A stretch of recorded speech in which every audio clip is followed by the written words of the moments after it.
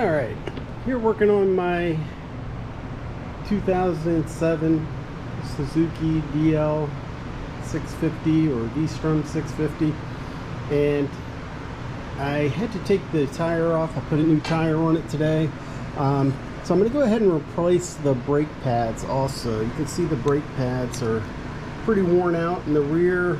They're not terrible, but I'm going to go ahead and replace them, clean them up a little bit. Put the new pads on. I've already taken them off. What I did to put this unit back on is, this is the caliper holder here I'd already taken off, and what I did was I just put a zip tie around this to hold it in place, because it was kind of hard to try to hold both of the little spacers on the wheel and the chain and get the axle through and everything. So I just put a zip tie around this piece here that holds the caliper on, and just to hold it in place, make it a little bit easier. So I'm going to cut that zip tie off, go ahead and get the caliper bolts on, and get the ABS sensor back in, and then get the brake pads changed. First thing you'd want to do when you're doing the brakes, use 12mm socket to remove these two pins that the caliper slides on, and then you have a plug that sits right in here where my thumb is. There's a plug that you remove. It is a little flat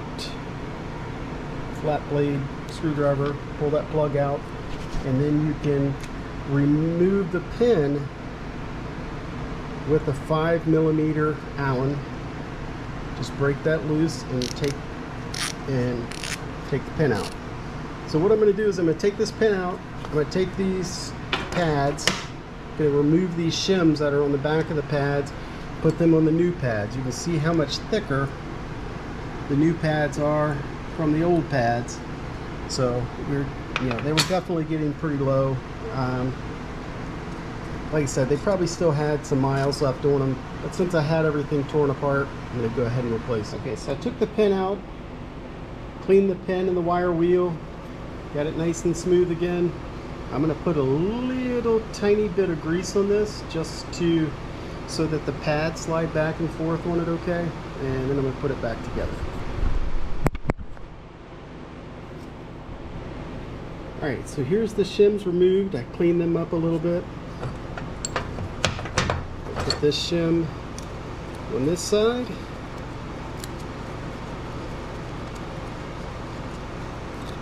Put them to pop on.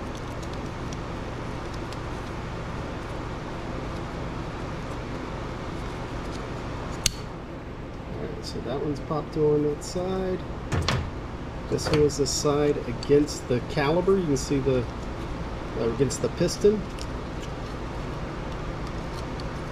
So snap it off.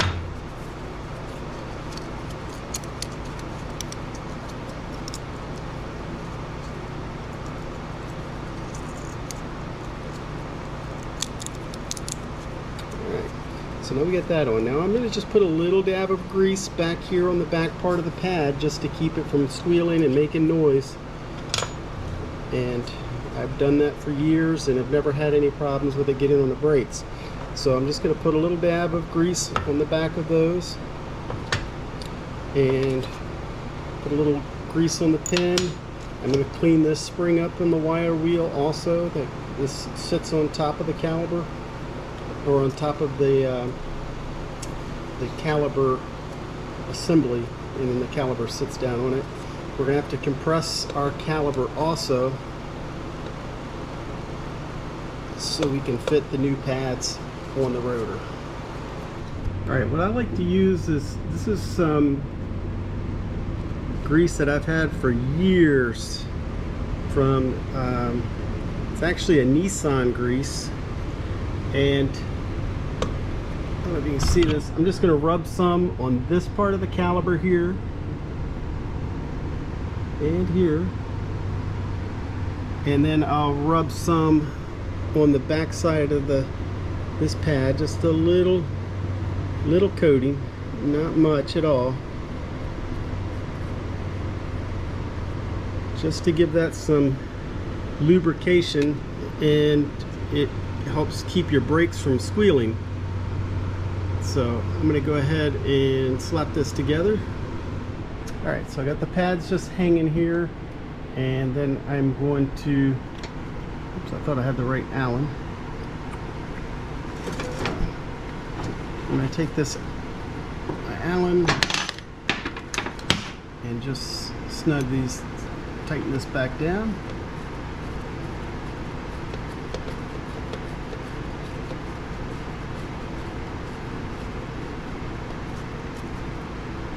Like I said, I just put a real thin coat of grease on that pin so that those pads can slide back and forth well. And so now we're going to put, set this camera down for a second. I don't know if you can see there. And I'm just going to tighten this Allen down just a little bit. There we go. Then I'm going to put the cap back in. I don't know if you can see. So now I'm going to put this cap back in with the flat blade screwdriver up here.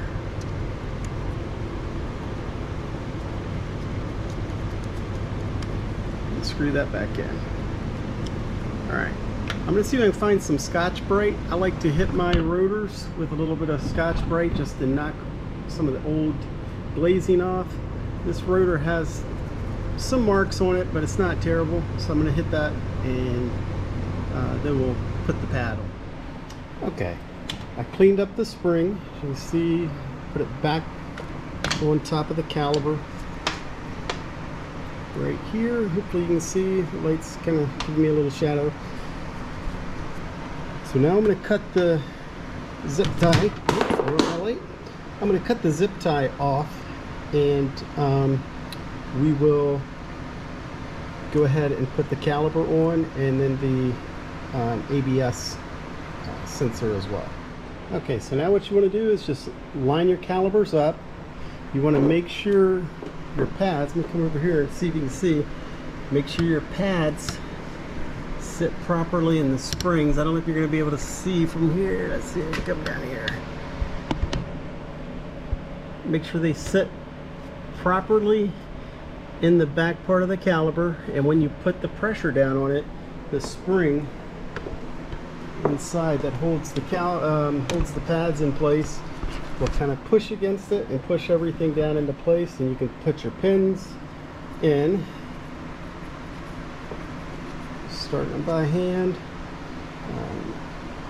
I did put a little bit of just a very small dab of grease on these pins to make sure that they have something to slide on and that everything will slide properly. Now, like I said, a very thin layer. Don't use too much. You don't want to get grease on your brakes.